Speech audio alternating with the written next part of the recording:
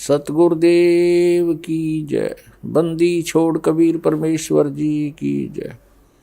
बंदी छोड़ गरीबदास जी महाराज जी की जय। स्वामी राम देवानंद जी गुरु महाराज जी की जय।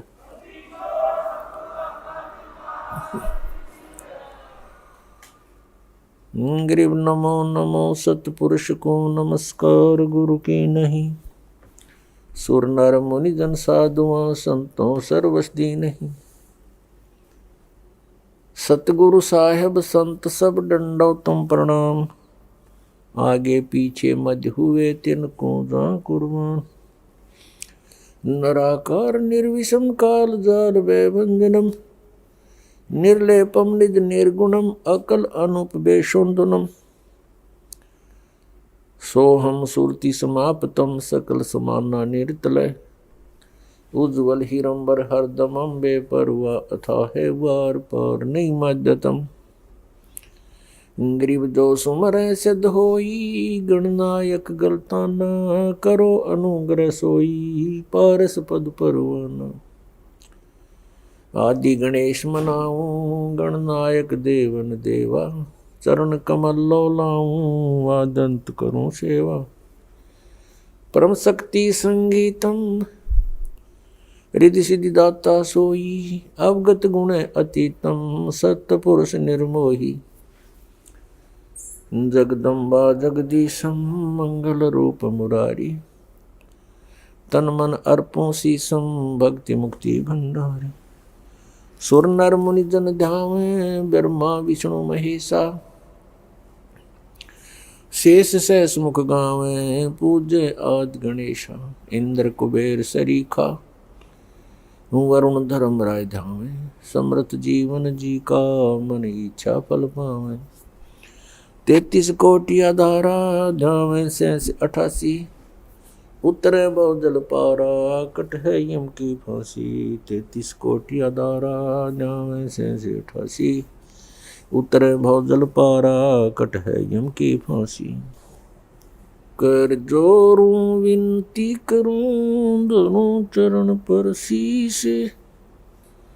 गुरु जी राम देवानंद जी महाराज ने दियो नाम बख्शीश। कोटि कोटि सिजदा करूं कोटि कोटि प्रणाम। चरण कमल में राखियो मैं बांदी जाम गुलाम। कुत्ता हूँ गुरुदेव का रामपाल दास का नाम। गले प्रेम की जेवड़ी जा खेचो वहाँ जाऊं। तो करो तो बावड़ू दूर दूर करो तो जाऊं। जो राखो तो ही रहूं जो देवो सुख। परम पिता परमात्मा पूर्ण ब्रह्म सर्व सृष्टि रचनहार कबीर परमेश्वर जी की असीम कृपा से आप प्यारी आत्माएं ये सत्संग सुन रहे हैं। सत्संग के अंदर आने से प्राणी को यह ज्ञान होता है कि हम कौन हैं, कहाँ से आए हैं। ये जन्म और मृत्यु का विधान ये किस कारण से बना हुआ है। हम प्रत्येक प्राणी इस बात से दुखी हैं कि मृत्यु हो जाती है, रोग और कष्ट शरीर पर आते हैं और हम इन्हीं के भय से, इन्हीं के बचाव में आजीवन लगे रहते हैं और मृत्यु भी होकर रहती है और कष्ट भी आ ही जाते हैं। जब तक हम सत्संग नहीं सुनते तब तक हम उसी व्यवस्था को अंतिम मान चुके होते हैं कि यहाँ ऐसा ही होता है और ये सबके साथ हो रहा है, ये तो होगा ही होगा। बस इसी आधार से हम फिर आगे सोचना बंद कर देते हैं। जब हम सत्संग के अंदर आते हैं तो ये पुनर्विचार होना प्रारंभ होता है कि हम कौन हैं, हम क्यों मर रहे हैं और किस कारण से हम यहाँ यातनाएं सह रहे हैं। कोई भी प्राणी सुखी नहीं और सभी को कोई ना कोई परेशानी बनी ही रहती है। तो ये ज्ञान सत्संग से होता है और सत्संग जो यथार्थ ज्ञान होता है उसको कहते हैं सत्य माने सच्चा, संग माने जहाँ सत्य के आधार से ही सारी कार्य क्रियाएं हों, वचन हो, उसको सत्संग कहते हैं। जिन महापुरुषों को तत्व ज्ञान नहीं है वो भी जन समूह एकत्र करके वो भी कहते हैं हम सत्संग करते हैं, लेकिन वो सत्संग नहीं जहाँ पर सत्य नहीं, जहाँ पर यथार्थ ज्ञान नहीं, वो सत्संग नहीं है। तो पुण्यात्माओं, आपका सौभाग्य है कि आपको ये सत्संग सुनने को मिला है। जैसे श्री ब्रह्मा जी, श्री विष्णु जी, श्री शिव जी को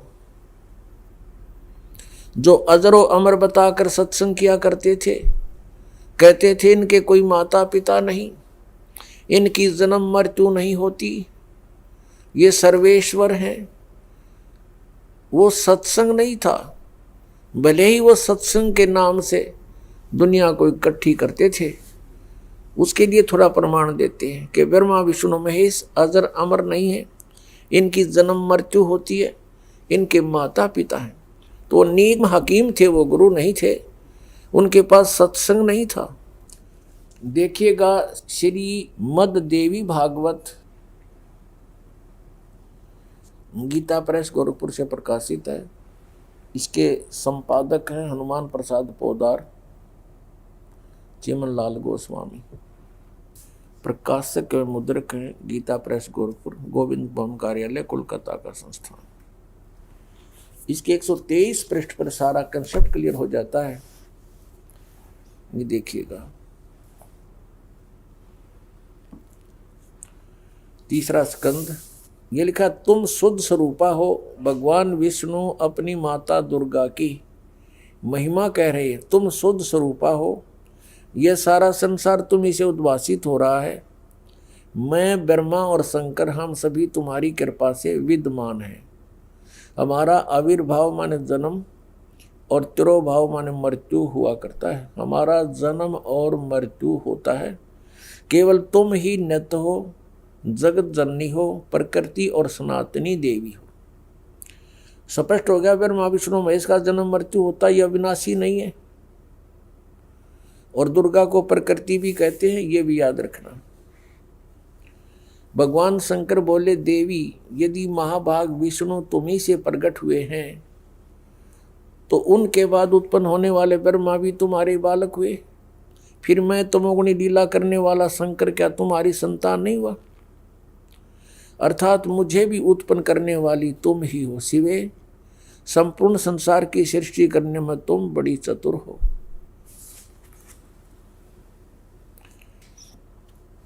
इस संसार की सृष्टि स्थिति और संहार में तुम्हारे गुण सदा समर्थ हैं। उन्हीं तीनों गुणों से उत्पन्न हम ब्रह्मा विष्णु एवं शंकर नियमानुसार कार्य में तत्पर रहते हैं। हमारे सदग्रंथ बता रहे हैं कि ब्रह्मा विष्णु महेश जी ये नासवान हैं, इनकी जन्म मृत्यु होती है, ये इनकी नु समझो जीवन चरित्र है इन भगवानों का। इनकी माता दुर्गा जी है और पिता इनका ज्योत निरंजन काल है, और ये स्वयं स्वीकार कर रहे हैं कि हमारा जन्म मृत्यु होता है, आप हमारी माता हो, दुर्गा को कह रहे हैं। इस श्रीमद् देवी भागवत यानी देवी पुराण ने स्पष्ट कर दिया, नंबर 1 ब्रह्मा विष्णु महेश नासवान है, नंबर 2 दुर्गा इनकी माता है,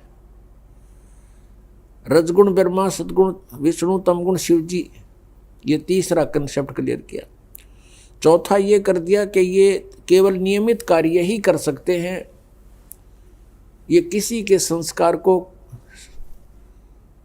यानी अच्छे को या बुरे को कम या ज़्यादा नहीं कर सकते। और पांचवा ये हो गया कि दुर्गा को प्रकृति भी कहते हैं। तो पुण्यात्माओं जो ये ज्ञान देते थे तो सत्संग नहीं करते थे, वो सत्संग नहीं था, वो लोक वेद दंत कथा बकवाद थी, उसको सत्संग नहीं कह सकते।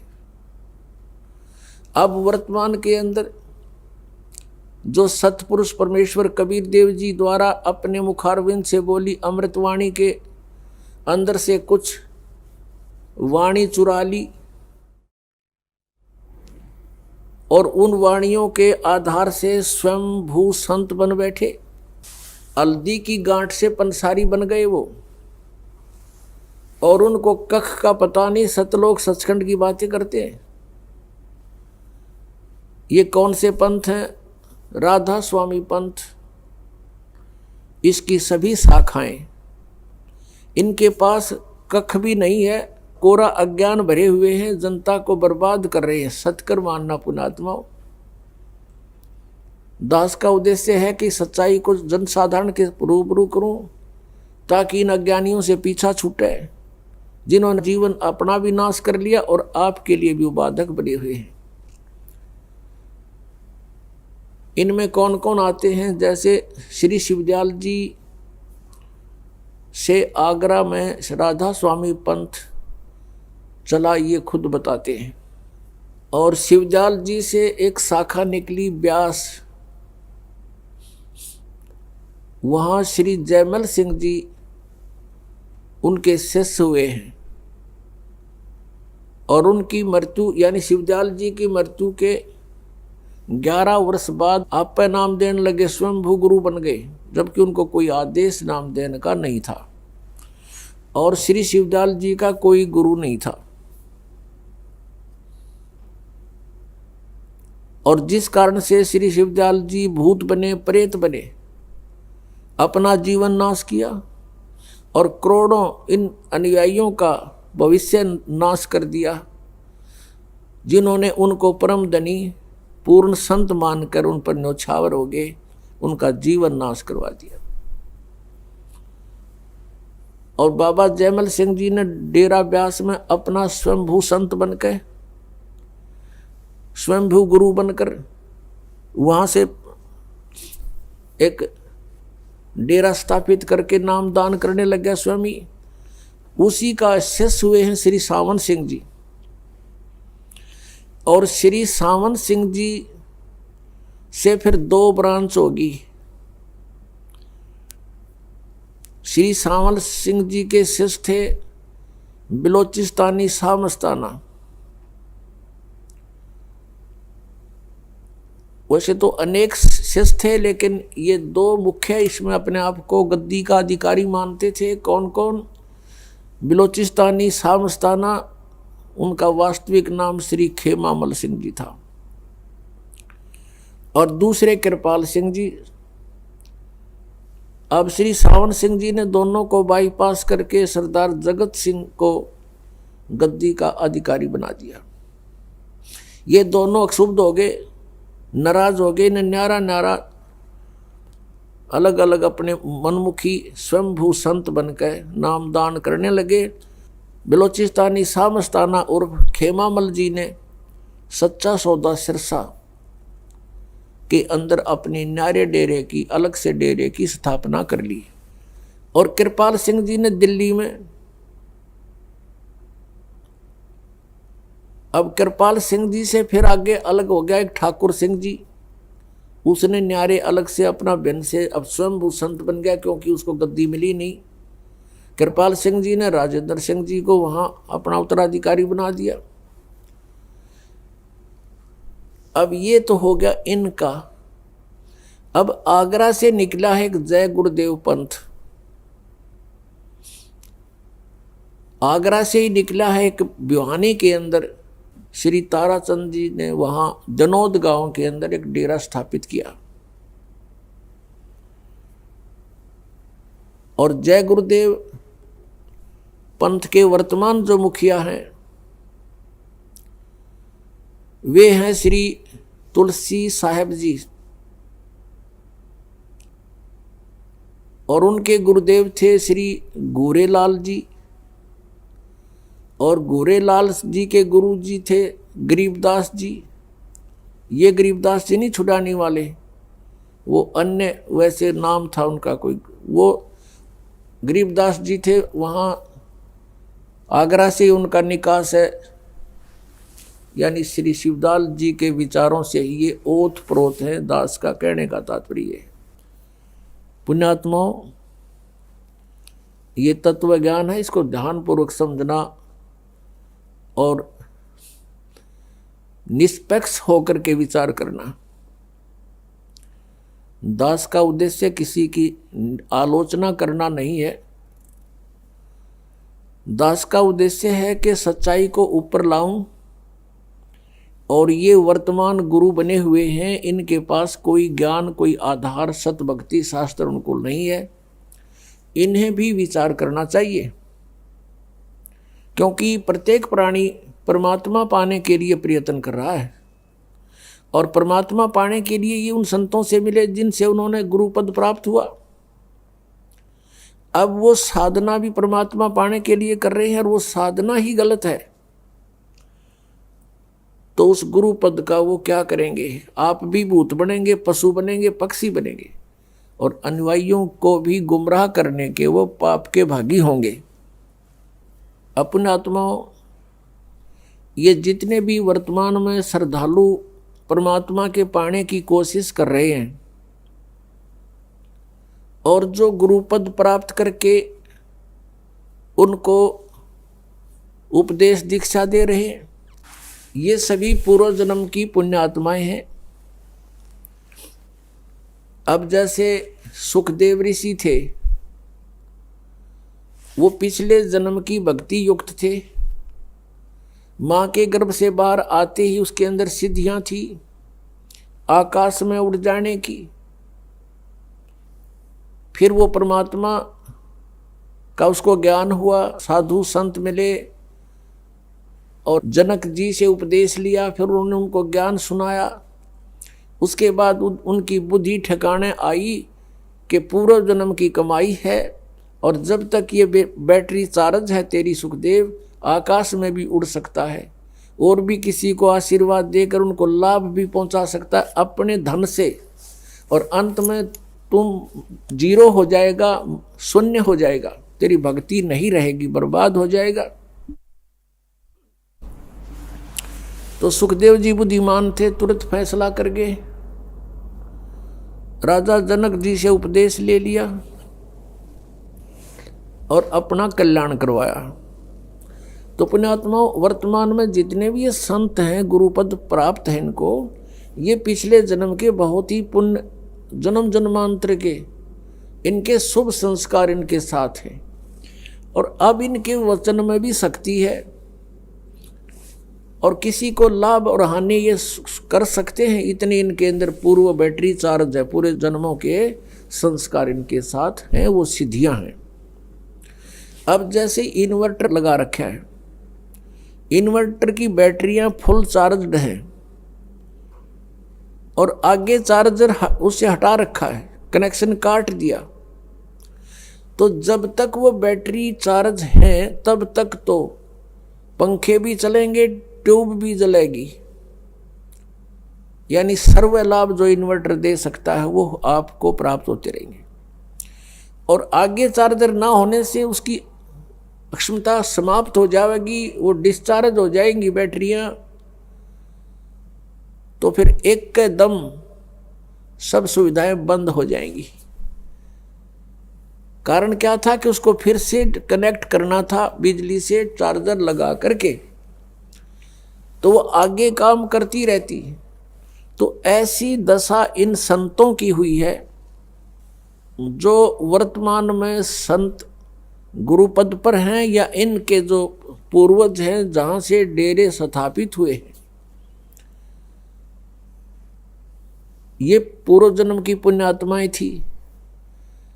और जिस समय इन्होंने ये डेरे स्थापित किए, उपदेश देने लगे, श्रद्धालु बहुत ही परमात्मा को चाहने वाले थे, शिक्षा थी नहीं, तो ये सोचा करते थे ये जो ज्ञान दे रहे हैं महापुरुष हैं, इन्होंने परमात्मा पाया है, ऐसी ऐसी बातें बना रहे हैं। तो एक वक्ता और पूर्व जन्म की जिसकी भक्ति साथ है, उसके वचन में भी पावर होती है, उसकी बोलने की शैली भी अन्य प्राणियों से कुछ श्रेष्ठ होती है, जिस कारण से श्रद्धालु उन पर आसक्त हो जाते हैं और निसंशय होकर के उनके वचनों को अंतिम और सत्य मान लेते हैं। पुण्यात्माओं, ये काल का जाल है। इस राधा स्वामी पंथ या और भी जितने पंथ हैं, धन धन सतगुरु सच्चा सौदा पंथ, ये है तो शिवदयाल जी वाले ही विचारों पर आधारित, पर नाम ने अलग से रख लिया। बोतल में पदार्थ वही है, मेघ नारा लिख लिया, इतना सा अंतर है। पुण्यात्माओं, श्री शिवदयाल जी को कोई ज्ञान नहीं था, कबीर परमेश्वर जी का ज्ञान चुरा के और ये स्वयंभू संत बन गए। इनका कोई गुरु नहीं था। श्री शिवदयाल जी का आगरा पन्नी गली के अंदर ये रहते थे। इनके घर पर श्री तुलसी साहेब जी हाथरस वाले एक संत थे, वो भी स्वयंभू संत थे, और उन्होंने भी कबीर परमेश्वर की वाणी को पढ़ा था। कबीर परमात्मा की वाणी को पढ़कर उससे अपना अनुभव साथ में मिक्स करके अपनी पुस्तक, अपने सतर के ज्ञान की पुस्तक बना दी उसने, घट रामायण। उसने पूर्ण रूप से परमात्मा को निराकार सिद्ध किया है, और परमात्मा का प्रकाश ही प्रकाश है। सचखंड के अंदर परमात्मा है नहीं, वहाँ आत्मा जाकर के ऐसे लीन हो जाती जैसे बूंद समुद्र में, और यही ज्ञान इस राधा स्वामी पंथ वालों के पास है। तो उसने एक और कंसेप्ट क्लियर कर रखा है घट रामायण भाग 1 में 27 पृष्ठ पे श्री तुलसीदास हाथरस वाले ने, कि पांचों नाम काल के जानो, जो पांचों नाम इस राधा स्वामी पंथ में प्रदान किए जाते हैं श्रद्धालुओं को, श्री तुलसीदास हाथरस वाले ने कहा है ये पांचों नाम काल के हैं। और फिर इनसे हटकर बताया है कि 2 मंत्र और हैं, एक सतनाम है, एक आदि नाम है। सतनाम के बारे में वो परिचित नहीं था खुद भी श्री तुलसीदास हाथरस जी वाले, कि वो 2 अक्षर का होता, वो 2 अक्षर से परिचित नहीं था। उसने सतनाम को सतनाम ही बता दिया। और आदि नाम से भी परिचित नहीं था तुलसीदास हाथरस वाले। तो श्री शिवदयाल जी ने वही ज्ञान वहाँ से सुनाया, और फिर अपना हठ योग करके कई वर्षों तक, 15-16 वर्षों तक कोठे में कोठा, यानी बंद कमरे के पीछे कमरा, उसमें बैठ के हठ योग किया। उसको ये कहते हैं, इसको सुरत शब्द अभ्यास किया। इनकी बुद्धि देखो। और ये शब्द किसको मानते हैं? अंदर जो आ रही है आवाज, धुन, उस पर ध्यान रखना, उस पर सुरत लगा के रखना, ये सुरत शब्द अभ्यास कहते हैं। ये सुरत शब्द अभ्यास ये नहीं है। सुरत शब्द अभ्यास ये है जो गुरुजी ने मंत्र दिया, उसका जाप करते समय उस पर सुरत रखा, मैं क्या बोल रहा हूँ, क्या जाप कर रहा हूँ, इसकी प्रैक्टिस करना, ये सुरत शब्द अभ्यास है। और ये हठ योग को सुरत शब्द अभ्यास बताते हैं। ये किसी भी संत मत में नहीं किया किसी ने। किसी भी महापुरुष का उदाहरण देख लो आप। आदरणीय गरीबदास साहिब जी को स्वयं परमेश्वर सतपुरख आकर मिले थे, कबीर परमेश्वर जी, सन 1727 में। उस समय गरीबदास साहिब जी गांव छुड़ानी, जिला दद्दर, हरियाणा वाले 10 वर्ष के थे। खेतों में गौवें चरा रहे थे अन्य पालियों के साथ। तो वहां से परमात्मा सतपुरुष सतलोक में लेकर गए उनको कबीर परमेश्वर जी, और सभी ब्रह्मांडों को परिचित कराया, सभी ब्रह्मा विष्णु महेश की सतिथि से परिचित कराया। सतलोक में जाकर परमात्मा को देखा, एक तेजो में शरीर में, एक रोम को में करोड़ सूर्य मिला दे, करोड़ चंद्रमा, इतने शरीर की शोभा है उस परमात्मा की, वो उससे भी अधिक शोभा है एक रोमकूप की। यानी साकार है, नर आकार है, सिंहासन पर विराजमान है। और परमेश्वर कबीर जी ने अपने दूसरे रूप में, जो यहाँ साधु संत रूप में आए हुए थे, उस रूप में जाकर के चंवर किया। तो गरीबदास साहिब जी ने सोचा, उनकी आत्मा ने सोचा कि परमात्मा तो तख्त पर बैठे ये हैं और यहाँ का ये महात्मा कबीर कोई इनका चेला चपटा होगा, नौकर होगा। उसी समय क्या हुआ, जो सिंहासन पर विराजमान थे परमात्मा तेजो में शरीर युक्त, वो खड़े हुए और कबीर परमेश्वर जी जो नीचे जिंदा महात्मा के रूप में नीचे से गरीबदास जी को लेकर गए थे, उस रूप में वो उस सिंहासन पर विराजमान हो गए और वो तेजो में शरीर युक्त परमात्मा उस जिंदा महात्मा वाले स्वरूप के ऊपर खुद एज ए सेवक सर्वेंट चंवर करने लगे। तब गरीबदास जी असमंजस में पड़ गए, भगवान कौन, ये महात्मा, ये तो बाबा जी दिखाई देता है और परमात्मा ये है, इसका इतना सुंदर शरीर, इतना तेज इनके शरीर में, अब इनमें से प्रभु कौन से हैं। इतने में क्या हुआ, तेजो में शरीर जो था वो कबीर जी के उस नीचे से गए हुए जिंदा महात्मा वाली बॉडी में समा गया।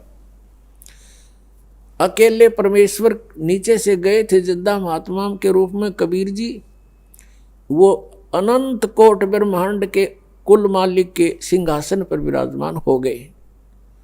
तब परमेश्वर कबीर जी ने उसको बताया, आदरणीय गरीबदास साहिब जी को, कि बेटा मैं काशी शहर में 120 वर्ष जुल्हाए धानक की लीला करके आया हूँ और वहाँ मैंने वाणी लिखवाई है, लेकिन जनता ने उन अज्ञानी ऋषि महर्षियों मंडलेश्वरों के अज्ञानता के कारण मेरे उस ज्ञान को स्वीकार नहीं किया और बीच में लंबा समय हो गया है, अब 200-250 वर्ष हो गए हैं, इन काल के दूतों ने उस कबीर पंथ की कबीर वाणी में भी कुछ एक्स मिक्स कर दिया है, उसमें भी कुछ प्रक्षेप कर दिया है। अब दोबारा से तो मेरा ज्ञान बोल दे, मैंने तेरे को तेरा ज्ञान योग खोल दिया, जीव दृष्टि देती है। तब गरीबदास जी वापस आए, उनको नीचे मृत जान लिया था और नगर वालों ने, गांव वालों ने, परिवार वालों ने मिलकर उनको अंतिम संस्कार के लिए चिता पर रख दिया था। उसी समय परमेश्वर कबीर जी ने वो आत्मा वापस उस बॉडी में भेज दिया और एकदम गरीबदास जी खड़े हो गए। उसके बाद उन्होंने जो जनसाधारण लैंग्वेज बोलते थे वह छोड़ दी, जो साधारण लैंग्वेज वहाँ के अपने क्षेत्र की, और परमेश्वर के द्वारा फीड किया हुआ ज्ञान बोलना शुरू कर दिया चौपाई और दोहों के माध्यम से। हम सुल्तानी नानक तारे दादू को उपदेश दिया, जात जुलाहा भेद न पाया ये काशी माहे कबीर हुआ। अब उन्होंने आकर बताया कि जो बनारस में काशी में जो कबीर साहिब थे, जो जुल्हाए रूप में, ये पूर्ण परमात्मा है, परम अक्षर ब्रह्म है, सतलोक में शरीर है, मनुष्य सदृश इनका शरीर है और मैं आँखों देख कर आया हूँ। और फिर गवाही दी है कि हम सुल्तानी नानक तारे दादू को उपदेश दिया, मेरा भी उद्धार किया, गरीबदास साहिब जी कह रहे, और अब्राहिम सुल्तान अधम बलक बुखारे के बादशाह का उद्धार किया, श्री नानक जी का उद्धार किया, दादू जी का उद्धार उन्होंने किया। वो उनको आकर मिले ऐसे जैसे मुझे मिले थे और उनको भी सचखंड दिखाया था, सतलोक दिखाया था, वापस छोड़ा था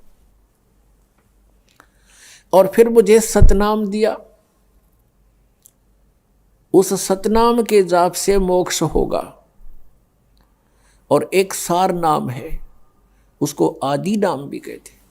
तो कहने का तात्पर्य ये है कि जो ये राधा स्वामी पंथ के श्री शिवदयाल जी थे, इन्होंने श्री तुलसीदास आथरस वाले के द्वारा जो भी ऊट पटांग ज्ञान दिया था उससे भी हटकर और निमन सतर का आप तैयार करके स्वयंभू संत बन गए और ये 5 नाम दान करने शुरू कर दिए। ज्योति निरंजन, ररंकार ओंकार ज्योति निरंजन सोहम और सतनाम। परमात्मा कबीर जी कहते हैं सोहम शब्द हम जग में लाए और सार शब्द हमने गुप्त छुपाए। परमेश्वर कबीर जी की के प्राकट्य से पहले किसी भी सदग्रंथ में आपको सोहम शब्द नहीं मिलेगा। और इन्होंने ये एक शब्द है करने नो दीदार महल में प्यारा है, राधा स्वामी पंथ वालों ने उसी शब्द के आधार से अपना पंथ खड़ा किया और उसमें जो वास्तविक मंत्र भी उस शब्द के अंदर है। और ये पांचों शब्द काल के हैं और काल ने अपने मुख से बोले थे, उच्चारण के, ये जाप नहीं करने थे, ये सोहम नहीं है उसके अंदर। और सतनाम भी नहीं है, वो शक्ति शब्द है, शक्ति सतनाम के स्थान पर। और इसमें तो ये पांचों नाम काल के हैं, इनसे हटकर वो पांच नाम ये दास आपको प्रदान करता है, वो इन कमलों के खोलने के भिन्न हैं। जो जिन्होंने उपदेश ले रखा वो आपको पता है। अब पुण्यात्माओं, दास का उद्देश्य ये है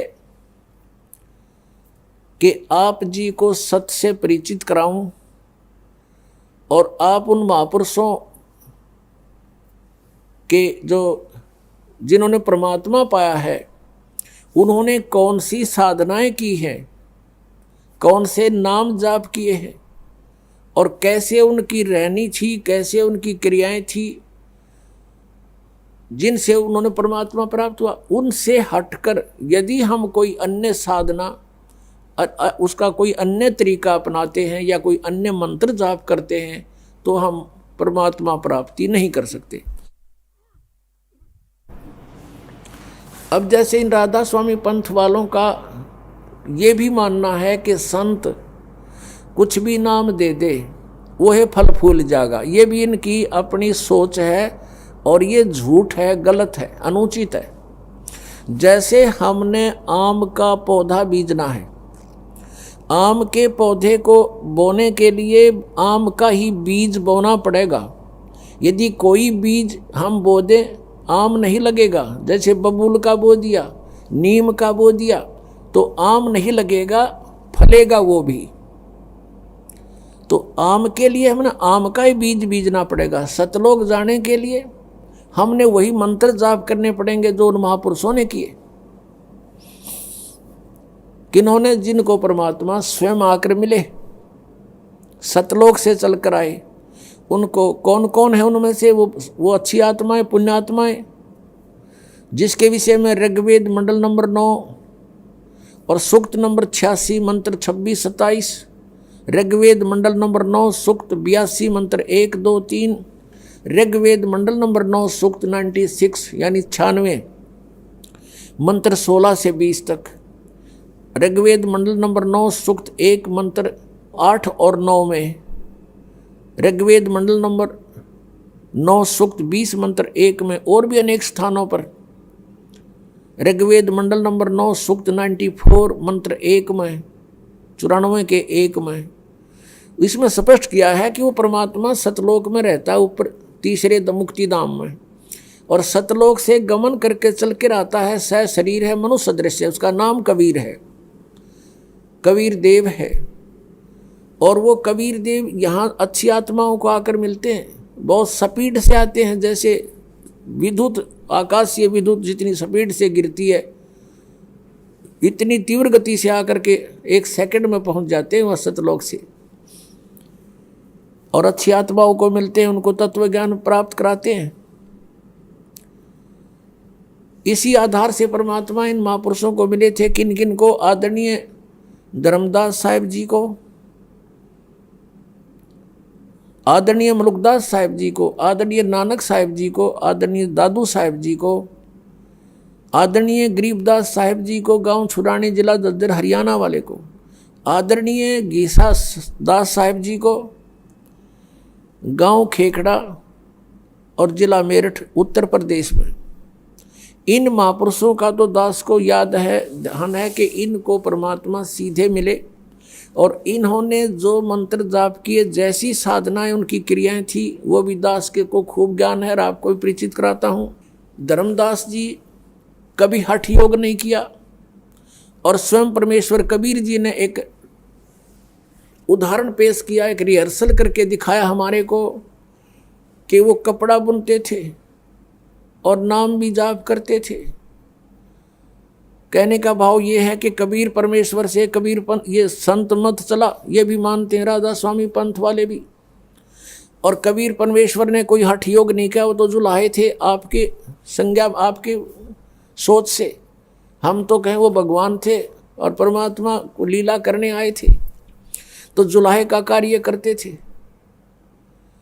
और ये भी दिखाते थे कि मैं भाई भक्ति करता हूँ, हमारे को उदाहरण दे रहे थे।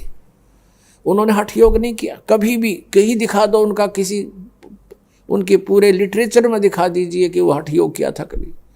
परमात्मा कहा करते थे, हमें आगाह कराते थे, सचेत करते थे, कहते थे कि मुझे सो सतगुरु मन भावे, जो इन नैनन अलख लखावे, आंख ना मूंदे कान ना रूंदे और ना अन दुल जावे, साधो मने सो सतगुरु मन भावे, जो सहज समाध बतावे।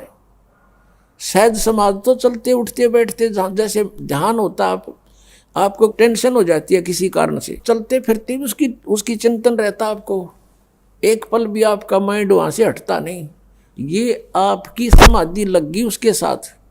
तो ऐसे हम परमात्मा के गुणों से और यहाँ के दुखों से परिचित होकर फिर हम परमात्मा को इस श्रद्धा से उसका मेडिटेशन करेंगे, उसको पाने के लिए उसको चाहेंगे।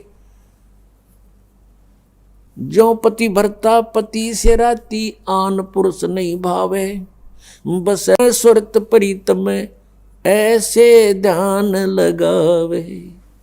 कहते हैं जैसे पति भरता लड़की अपने पीहर चली जाती है ससुराल से, तो वो कहती है वहाँ सारा काम करती है घर वालों का और किसी को महसूस नहीं होने देती, लेकिन उसका एक पल भी अपने पति से ध्यान हटता नहीं।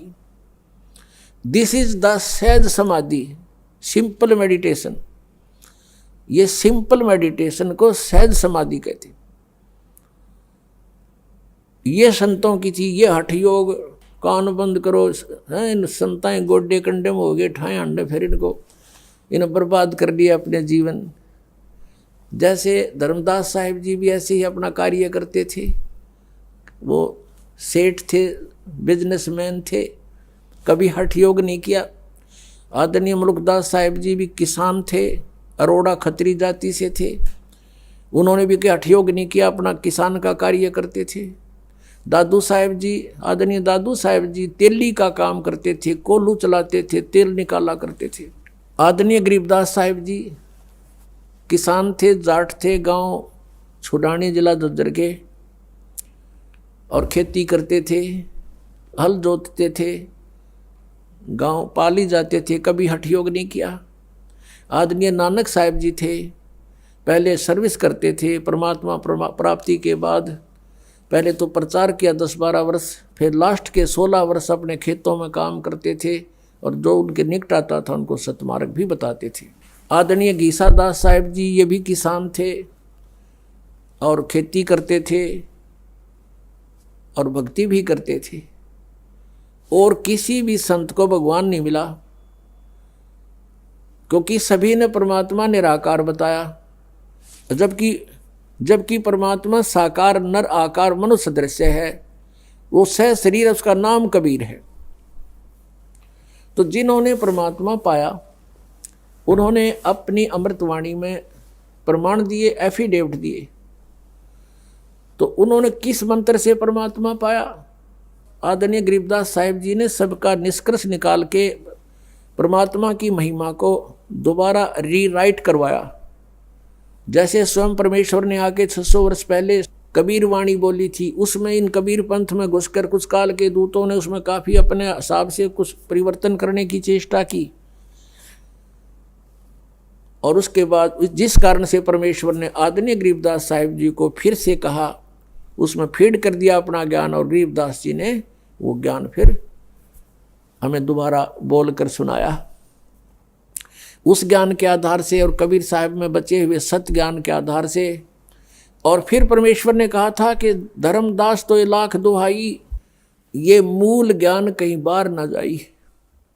मूल ज्ञान बाहर जो पढ़ी, ये बिचली पीढ़ी हंस नहीं तरही। इस मूल ज्ञान को तब तक छुपाई जब तक ये 12 पंथ मिट जाई।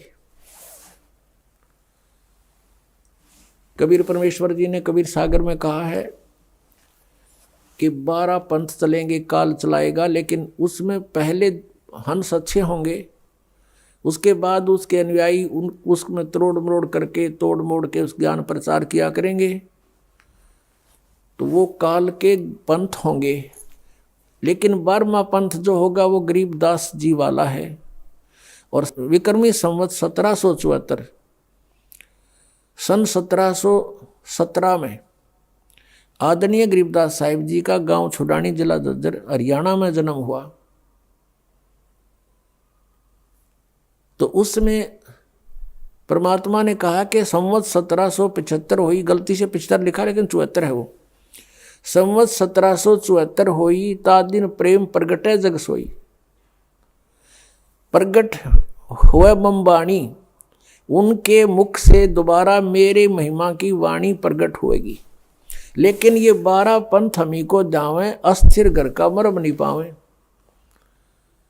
ये हमारे वाणी के आधार से उस कबीर साहब करेंगे और उनको परमात्मा नहीं मिल पाएंगे, क्योंकि उनके पास मूल ज्ञान, मूल नाम नहीं होगा। प्रत्येक महात्मा को, प्रत्येक संत को परमेश्वर कबीर जी जिनको मिले थे उनसे कह दिया था कि अभी इसको डिस्क्लोज ना करना, इस मूल ज्ञान को और वास्तविक वे ऑफ वर्शिप को। पूजा की जो वास्तविक विधि है जो मैंने तुम्हें दे दी है, कबीर जी कहा करते कि इसको अभी डिस्क्लोज ना करना, किसी को बताना नहीं। नहीं तो इन काल के चलाए हुए पंथों में भी ये यथार्थ नाम होंगे और ज्ञान ये हमारी वाणी से घसट पिसट कर इकट्ठा कर ही लेंगे। तो फिर हम जब जाएंगे, जैसे परमात्मा ने कहा कि 12वें पंथ हम ही चलावें, कबीर साहब ने कहा है कि 12वें पंथ हम ही चल आवें और सभी पंथ मिटा के एक पंथ चलावें। तो परमेश्वर ने कहा कि जो बिचली पीढ़ी आवेगी उसके अंदर ये काल के दूत बहुत पनपेंगे। 12 पंथ तो ये लगातार हैं और काल ने कहा था और अनेक पंथ चलाऊं, यावद जीवों को भरमाऊं। तो उन 12 से अलग ये राधा स्वामी पंथ, धन सतगुरु पंथ, बाल योगेश्वर पंथ और ये सतपाल दास पंथ और ये ठाकुर पंथ, जय गुरुदेव पंथ, ये सब राधा स्वामी से ही निकले हुए हैं। लेकिन ये जो सतपाल जी वाला पंथ और बाल योगेश्वर जी वाला पंथ ये हंसा देश वालों का है। ये भी ऊट पटांग, वही क्रिया, कान बंद आंख बंद, जीव न तालू के लाओ, ये डले डुबान लग रहे। और नाम क्या देते हैं? हंस, हंस नाम देते हैं। हंस तो जीव का नाम है और कहते हैं हंस को उल्टा कर लो सो हम हो गया। हंस का उल्टा करे न्यू कोई बात हुई? इब गाड़ी ने उल्टी कर ले उल्टी घेर ले सड़क के ऊपर और फिर कह दे वो के गाड़ी हो गया, ये कोई बात हुई इनकी? जिसी टूटी फूटी ले रहे थे वह भी उल्ट कर ली। तो कहने का भाव है इनने अपने मनमुखी मंत्र लोक वेद जनता में ठोक दिया और सबकी दुर्गति हो रही है। उन संतों की भी दुर्गति हो रही है जो इस पंथ के प्रवर्तक थे। अब कारण क्या था कि उनके पास तत्व ज्ञान नहीं था। तो कौन से मंत्र का जाप किया उन महापुरुषों ने जिनको मोक्ष प्राप्त हुआ? सतनाम का। और सतनाम है 2 अक्षर का, जिसमें एक ओम मंत्र है, एक तत् है, वो सांकेतिक है। श्रीमद् भगवत गीता अध्याय नंबर 17 के और श्लोक नंबर 23 में स्पष्ट किया कि ओम तत्सत इति निर्देश है ब्रह्मण त्रिविध समर्थ है। ओम और तत् जो सांकेतिक शब्द है, तत् ये दास बता सकता है इस पृथ्वी पर और किसी के पास नहीं है। यदि इस दास से चुरा कर नाम लेकर के और फिर उसने आगे कोई गुरु पद प्राप्त आप पे स्वयंभू गुरु बनकर को दान कर रहा है तो महा दुश्मन है समाज का। पहले वालों ने नाश कर दिया, वो और कर देगा। उससे भी हमने बचना है। ऐसे कोई पाखंडी कहीं मिल जावे उससे भी बचाना है। जनता को समझाना है कि नकली है, इसको कोई अधिकार नहीं है। ठीक है, मानने उसका भला, ना तो भाई उनकी मर्जी, नहीं मानने तो कहीं भी जाओ, वो उनकी सजा मिलेगी फिर भगवान के दरबार में। तो सतनाम 2 अक्षर का है, एक ओम और एक तत्। और सत जो उसमें शब्द है वो आदि नाम है, उसको सार नाम भी कहते हैं, वो भी गुप्त है। तो गीता अध्याय नंबर 8 के श्लोक नंबर 13 में गीता ज्ञान दाता कहता मेरा एक ओम मंत्र है, बस, नथिंग एल्स। मुझ ब्रह्म का केवल एक ओम मंत्र है। और जो इस ओम का जाप करता है इस ओम से मिलने वाली परम गति को प्राप्त होता है, वो ब्रह्मलोक है। ओम का साधक ब्रह्मलोक में प्राप्त हो जाता है और वहां से भी पुनर्वृत्ति में आता है, जन्म मृत्यु होती है। और तत् ये सांकेतिक है। 3 पुरुष हैं गीता जी अध्याय नंबर 15 के श्लोक नंबर 1 से लेकर 4 में और 16 और 17 में कंसेप्ट क्लियर कर रखा। संसार रूपी वृक्ष की संकेत दिया है, लेकिन कबीर परमेश्वर जी ने, क्योंकि तत्वदर्शी संत रूप में आए थे मालिक, उन्होंने उसका विस्तृत जानकारी दी है। और गीता जी अध्याय नंबर 15 के श्लोक नंबर 1 में यही कहा है कि जो संसार रूपी वृक्ष के सभी विभागों को जानता है, स वेदवित, पत्तों सहित जानता है जड़ से लेकर, वो तत्वदर्शी संत है। वो स्वयं परमेश्वर ही आते हैं। वो चौथे अध्याय के 32वें श्लोक में वो भी स्पष्ट किया है कि ब्रह्मणे मुखे सच्चिदानंद घन ब्रह्म के द्वारा अपने मुख से बोली हुई वाणी में यज्ञों यानी धार्मिक अनुष्ठानों की जानकारी विस्तार से कही गई है। चौथे अध्याय के 34वें श्लोक में कहा कि उस तत्व ज्ञान को तत्वदर्शी संत ही जानते हैं, उनसे पूछो। अब एक तो परमात्मा स्वयं आकर बोल कर गए तत्वदर्शी संत के रूप में, वह तो ब्रह्मणे मुखे होगी, परमात्मा की बोली हुई वाणी, कबीर वाणी। और फिर उस वाणी को कोई समझेगा, वो तत्वदर्शी संत है। तो आज तक कबीर परमेश्वर की वाणी को कोई नहीं समझ सका। इस दास पर मेहर करी परमात्मा ने, इन सदग्रंथों को जाना, सद्बुद्धि दी परमेश्वर कबीर जी ने और उनको खोला। अब हम उस प्रसंग पर आते हैं। तो परमात्मा ने जैसे गीता जी अध्याय नंबर 15 के श्लोक 16 और 17 में 3 पुरुष बताए, सरपुरुष, अक्षर पुरुष 16वें श्लोक में 15वें अध्याय के। फिर ये इनके विषय में बताया कि ये भी नाशवान, इनके अंतर्गत जितने प्राणी इनके लोक में वो भी नाशवान, केवल जीवात्मा किससे की नहीं मरती, वो तो गधे की भी ना मरती। फिर 17वें श्लोक में 15वें अध्याय में कहा है कि उत्तम पुरुष तो अन्य है। वो उत्तम पुरुष तो कोई और है, इन दोनों से न्यारा है, और वही परमात्मा कहलाता है। और वही लोकचर्यम अविषय विवर्ती अवय ईश्वर है। वो तीनों लोकों में प्रवेश करके सबका धारण पोषण करता है, वो है अविनाशी भगवान। तो इस 3 पुरुषों के 3 मंडल हैं, 3 लोक हैं। एक तो 3 लोग इस काल ने नकल करे रखी है सतलोक की, इसने अपने एक ब्रह्मांड में भी अलग अलग लोक बना रखे हैं, जैसे पृथ्वी लोक, पाताल लोक और ऊपर स्वर्ग लोक। ये भी 3 लोक कहलाते हैं। और ये 3 लोक अलग हैं, एक तो ब्रह्म का लोक सरपुरुष का, और एक अक्षर पुरुष का लोक। ब्रह्म का जो सरपुरुष का कितना क्षेत्र है, 21 ब्रह्मांड है इसके लोक में, और अक्षर पुरुष के 7 संख ब्रह्मांड है, वो उस अक्षर पुरुष का लोक। और तीसरा जो है वो ऊपर के लोक हैं, सतलोक, अलखलोक, अगमलोक और अनामी लोक। तो उन 4 लोकों में परमात्मा कबीर जी ही अन्य रूप धारण करके रहते हैं मनुष्य दृश्य ही। तो इस प्रकार ये 3 पुरुष माने परमात्मा, 3 प्रभु। तो सरपुरुष का ये ओम मंत्र है जिसको ब्रह्म कहते हैं।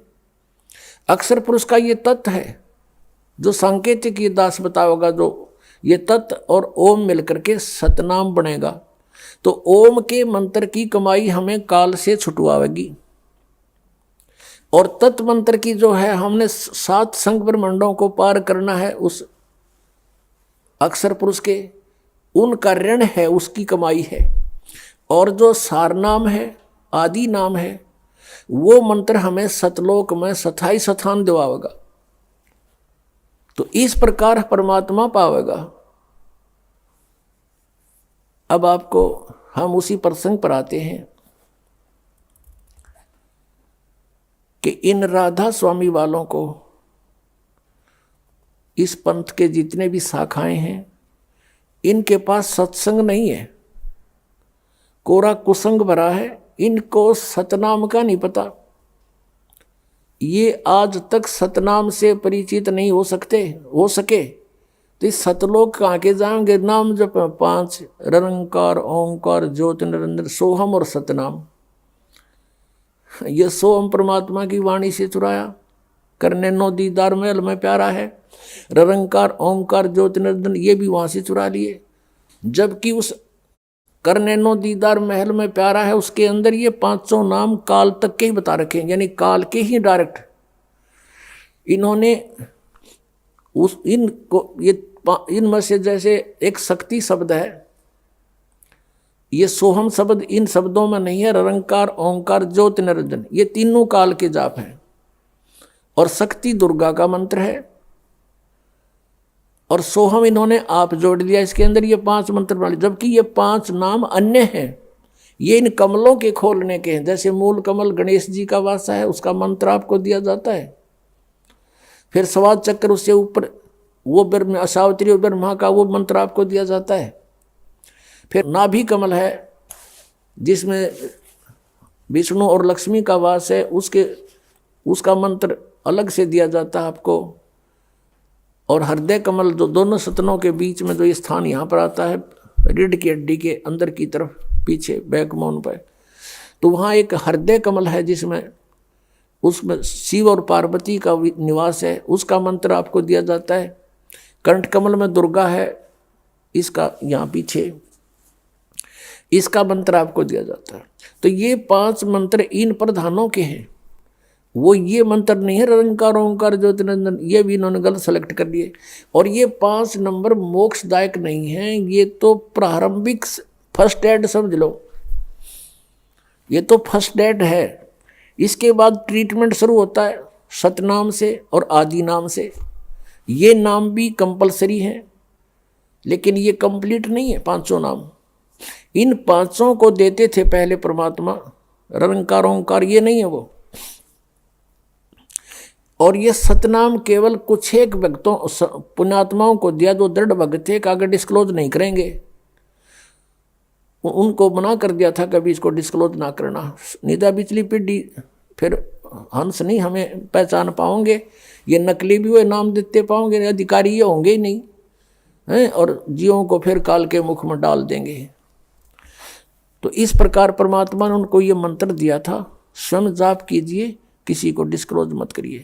और पहले ये 5 नाम दिए थे, जो दास आपको 7 देता है, 5 दिए थे बीच बीच के, ताकि इनको कुछ चार्जिंग होती रहे इन पुण्यात्माओं की, और ये दोबारा मनुष्य जन्म प्राप्त करते रहे इस मंत्र से। मोक्ष नहीं हो सकता इन 5 नामों से जब तक ये और सारे कंप्लीट नहीं मिलेंगे। तो परमात्मा ने दया बख्शी थी कि ये किसी प्रकार ये पुण्यात्मा बिचली पीढ़ी तक चले जाएं। उस 5 मंत्र, प्रथम जो मंत्र आपको दिया जाता है, उसके जाप से आपके मनुष्य जन्म होते हुए आ रहे थे। इसलिए तो आपको आज भी भगवान की चाह है, नहीं तो ऐसे भी व्यक्ति हैं जो सोचते भी नहीं परमात्मा की ओर, और आप बचपन से ही कोई ना कोई आड़ लेकर भगवान की लगे हुए हो। आप वो पुण्यात्मा हो जो परमात्मा के साथ सन 1398 से लेकर 1518 तक 120 वर्ष के दौरान आप कभी ना कभी उनसे टच में आए हो। उसमें परमेश्वर कबीर जी के 64 लाख शिष्य हुए थे। 64 लाख। आज तो हर मीडिया का साधन है प्रत्येक प्राणी के पास, कोई 4 बातें जानता मीडिया के माध्यम से, वो भी संत पर प्रसिद्ध हो जाता है। आज से 600 वर्ष पहले पूरे भारतवर्ष की मेरे ख्याल 4 करोड़ आबादी नहीं होगी, जिसमें पश्चिमी पाकिस्तान, पूर्वी पाकिस्तान, बलूचिस्तान, अफगानिस्तान और इराक, ईरान, गजनी तक ये सारा भारत ही था, और कुल मिलाकर 5 करोड़ आबादी नहीं थी। और उस समय परमेश्वर कबीर जी के 64 लाख शिष्य थे। उनमें से आप ही हो जो कोई राधा स्वामी का फंस गया, कोई जय गुरुदेव का फंस गया, कोई धन धन सतगुरु का फंस गया, कोई वैसे अपनी परंपराएं साधनाएं करके मस्त है, कोई हंसा देश वाला के फंस रहा है, और बाकी कोई बचे कुछ इनके या सारा मरने बांध रखी है गांठ सबकी। और ये सुधांशु जी जैसे इनको कह का पता नहीं, शिव जी को मृत्युंजय बताता है शिव सुधांशु जी, और नाम देता ओम तत्सत ओम तत्सत। इन तत्व और सत का पता नहीं, सीधा ढूंढा ठारे हैं। तो पुण्यात्माओं, दास का उद्देश्य है कि जब तक इनके ज्ञान और नाम साधना को आपके रूबरू ना करूंगा तब तक आप सच्चाई से परिचित कैसे होगे। और जिन महापुरुषों ने मंत्र जाप करे वो भी आपको बताऊंगा कौन कौन से किए। यही सतनाम जो 2 अक्षर का आपको दिया जाता है, ये गुरु नानक देव जी ने जाप किया, यही मुल्कदास साहिब जी ने जाप किया, यही श्री धर्मदास साहिब जी ने जाप किया, यही आदरणीय दादू साहिब जी ने जाप किया, यही आदरणीय गरीबदास साहिब जी ने जाप किया, जो परमात्मा ने सीधा आकर उनको नाम दिया। और ये गीसा दास साहिब जी ने जाप किया। ये 2 मंत्र का सतनाम है, जिसमें एक ओम है, एक तत्। आपको पता है जिसने सतनाम प्राप्त है।